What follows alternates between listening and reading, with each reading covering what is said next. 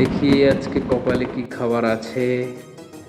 ঈদ উপলক্ষে ম্যানেজমেন্ট থেকে খাবার দেওয়া হয়েছে। খাবার আজকে দিল। এই হলো প্যাকেট।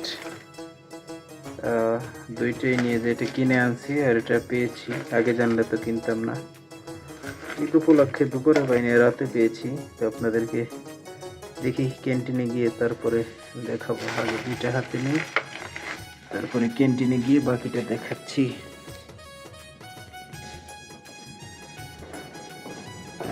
কি খাবার দিল আজকে, দেখি কপালে কি আছে। কোম্পানির পক্ষ থেকে খাবার নিশ্চয়ই তো ভালো হওয়ার কথা।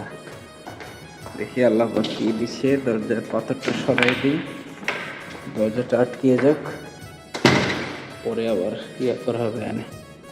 হ্যাঁ, সব ওকে আছে জায়গা। সকালে ক্যান্টিনে যাই খাবারগুলো। আমরা ক্যান্টিনে চলে এসেছি। আজকে আমাদের ভাগ্যের পরীক্ষা হবে। আমরা দেখব সরকারিভাবে কি খানা পেয়েছি, কপালে কি আছে। এটা ওরে বাবা রে, ফিরনি দিছে। বাহ, মাশাআল্লাহ, চমৎকার ফিরনি। নাকি পায়াসে তো।